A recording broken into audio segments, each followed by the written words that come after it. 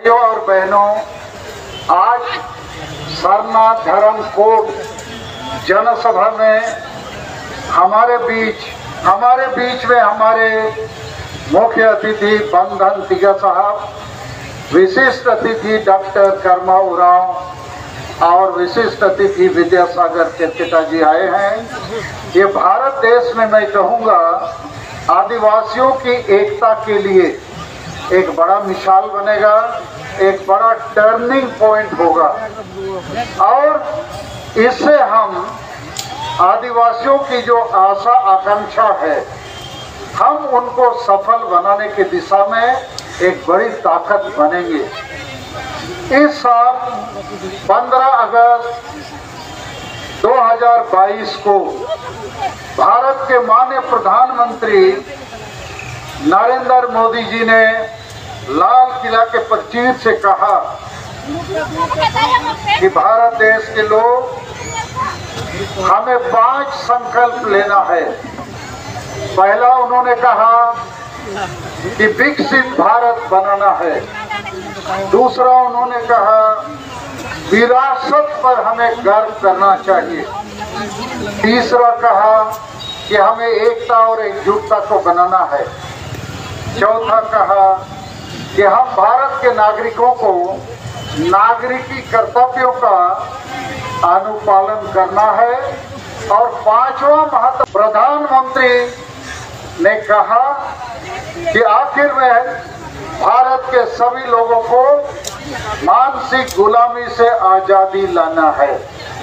हमने 19 अगस्त 2022 को प्रधानमंत्री को इसी विषय पर चिट्ठी लिखी और 26 अगस्त 2022 को भारत के महामहिम राष्ट्रपति द्रौपदी मुर्मू जी से भी राष्ट्रपति भवन दिल्ली में मुलाकात करके उनको भी इसी विषय पर एक चिट्ठी दिया।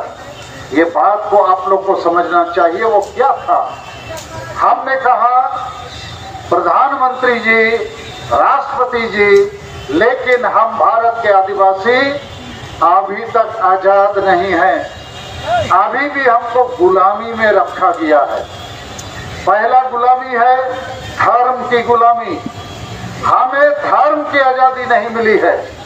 भारत देश में हिंदू, मुसलमान, सिख, ईसाई, जैन, बुद्ध, उनको धर्म की आजादी दी गई, मान्यता दी गई, जनगणना में उसको शामिल किया गया। हम भारत के आदिवासी सबसे पुराने लोग इस देश के मालिक हैं, लेकिन हमको भारत के संविधान के तहत ये आजादी अब तक नहीं मिली है। हमें जल्दी से जल्दी आजादी दीजिए। और यदि 20 नवंबर 2022 तक हमें सरना धर्म कोड का मान्यता नहीं मिलेगा तो 30 नवंबर 2022 को हम लोग 5 राज्य झारखंड, बंगाल, बिहार, उड़ीसा, असम में रेल रोड चक्का जाम करेंगे। ये आजादी हमको चाहिए। दूसरी गुलामी है हमारी भाषाओं की। भारत देश ने भारत के सभी प्रमुख जाति समूह को भाषा की मान्यता दिया। हिंदी, बांग्ला, उड़िया, तेलुगु, तमिल सब भाषाओं को दिया। किसी आदिवासी भाषा को मान्यता नहीं दिया और सभी भाषाओं की गुलामी हमारे माथे थोप दिया कि आदिवासी चाहे संताल हो, मुंडा हो, उरांव हो, खड़िया हो, भूमिज हो या कोई भी आदिवासी हो, उसको उसकी मातृभाषा में पढ़ने का अधिकार नहीं है। उसको हिंदी, बांग्ला, उड़िया, तेलुगु, तमिल पढ़ाया जाता है। तो ये भी गुलामी है। तो हमें इस गुलामी के खिलाफ भी लड़ना है और हमने प्रधानमंत्री और राष्ट्रपति को लिख के दिया है कि हमें ये आजादी चाहिए। आदिवासियों को उनकी मातृभाषा में पढ़ने का अधिकार मिलना चाहिए। संताली भाषा, आप लोगों के सहयोग से, हमारे प्रयास से हम लोगों ने 22 दिसंबर 2003 को राष्ट्रीय मान्यता दिलाया, 8वीं अनुसूची में शामिल कराया। लेकिन अभी तक पठन पाठन, सरकारी काम, नियोजन, सिनेमा, खबर कागज, सरकारी काम कहीं इसका नामो निशान नहीं है। तो कहने का मतलब है कि भाषाई मामले में भी हमको गुलाम बना के रखा गया। तीसरा मुद्दा है आसाम और अंडमान में चाय बगानों में बहुत संताल मुंडा उराव लोग, अंग्रेज लोग उनको ले गए और अंग्रेज लोग उनको अभी तक चाय बगान में ले जाने के बाद देश आजाद हो गया 75 साल, अभी भी इन लोगों को शेड्यूल ट्राइब या आदिवासी जनजाति का दर्जा नहीं मिला है। आसाम के चाय बगानों में आदिवासी ना आदिवासी कहलाता है, ना शेड्यूल ट्राइब का उसको मान्यता है, ना आसामीज का मान्यता है। एक प्रकार से ये लोग 2 दर्जे के नागरिक के रूप में हैं और उनके साथ लगातार अन्याय अत्याचार हो रहा है।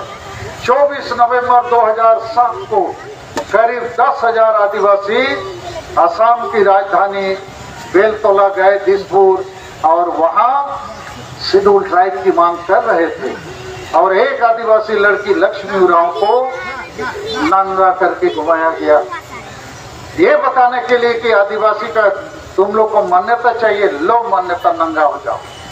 तो हम वहां भी गुलाम हैं, वहां भी हमें आजादी चाहिए। चौथी गुलामी हमारी है झारखंड में। भारत देश के राज्यों को बनाया गया भाषाई आधार पर और झारखंड को भी बनाया गया कि यहाँ आदिवासी बहुल राज्य है, क्षेत्र है। आदिवासी भाषा, संस्कृति, इतिहास को आधार बना के परंपरा को, उनके इतिहास को, गौरव को एक राज बिरसा मुंडा के जन्मदिन पर बना 15 नवंबर 2000 को।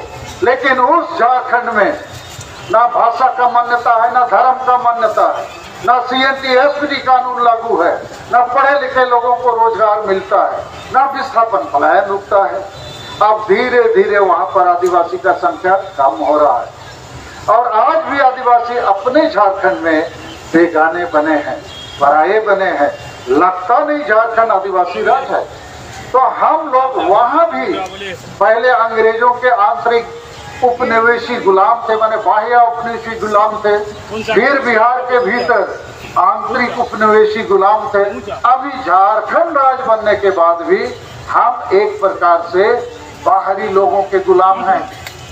तो झारखंड में जब तक संविधान कानून लागू नहीं होगा, सरना धर्म कोड लागू नहीं होगा, आदिवासी भाषा और संताली भाषा प्रथम राजभाषा नहीं बनेगा, CNT-SPD कानून जबरन लागू करके आदिवासी का जमीन जिन लोगों ने गैर कानूनी लूटा है वापस नहीं होगा, हम आजाद नहीं हो सकते हैं। तो हमने प्रधानमंत्री और राष्ट्रपति को लिखा है कि झारखंड हमारे लिए बना था, लेकिन वहां अभी संविधान कानून लागू नहीं है, 5वीं अनुसूची लागू नहीं है, ट्राइबल एडवाइजरी काउंसिल लागू नहीं है, पेशा कानून लागू नहीं है, कुछ लागू नहीं है और उसका खामियाजा हम लोग आदिवासी को भुगतना पड़ता है।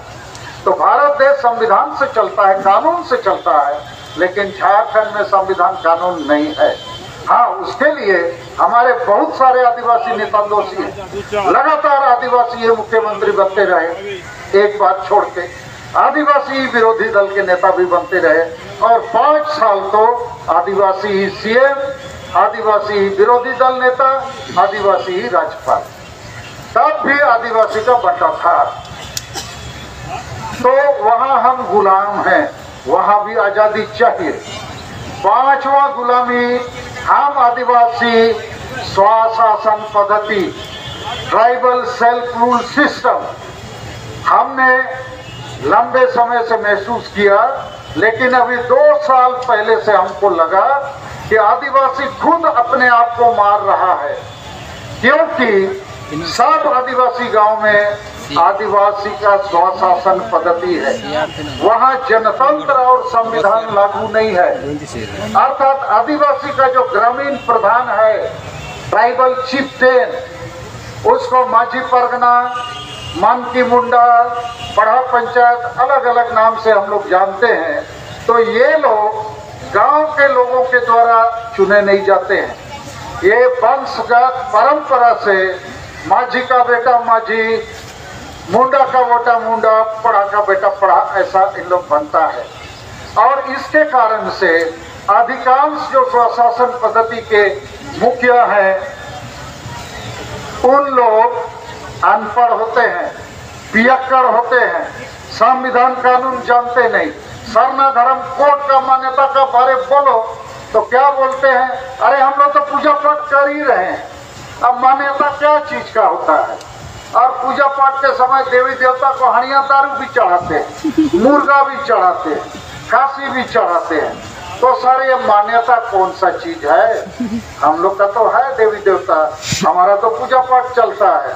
तब हमें बड़ी मुश्किल से उनको समझाना पड़ता है। जैसे तुम्हारा खेत है, हल चलाते हो, यदि पर्चा या खतियान नहीं होगा तो कैसे तुम्हारा हो जाएगा? वैसे ही तुम आदिवासी हो, संताल मुंडा उराव, कास्ट सर्टिफिकेट नहीं होगा, थाना पुलिस ऑफिस में कैसे लोग मानेगा तुम आदिवासी है? तो आदिवासी का धर्म होने के लिए सरना धर्म मान्यता चाहिए।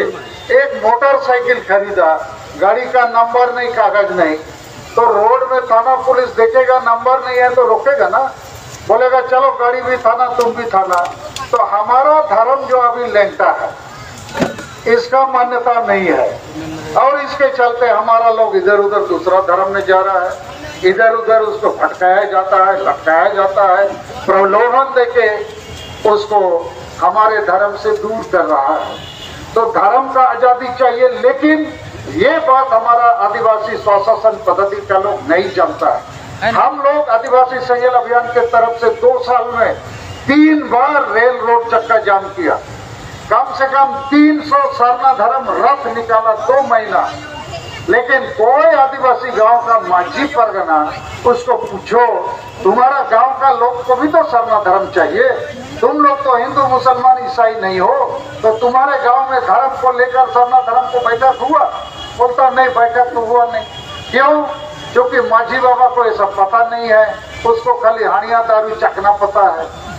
तो मुझे लगा कि ये लोग यदि ऐसा ही हम छोड़ देंगे तो हर गांव का आदिवासी संताल को तो हम जानते हैं 5 राज्यों में ये लोग एक प्रकार से गुलाम हैं।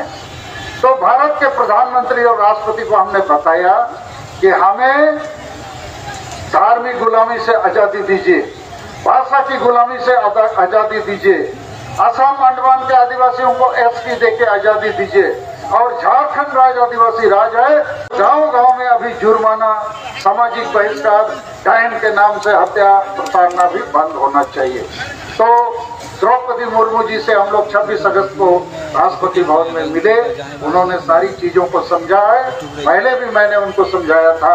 मुझे उम्मीद है कि अब जिस प्रकार का एकता बना के हम लोग आगे बढ़ रहे हैं, धर्म के साथ भाषा भी चाहिए, असम के लोगों को न्याय चाहिए, झारखंड को हम लोग को फिर से इसका पुनर्निर्माण करना है, और झारखंड हम भारत के आदिवासियों का गढ़ है, केंद्र है।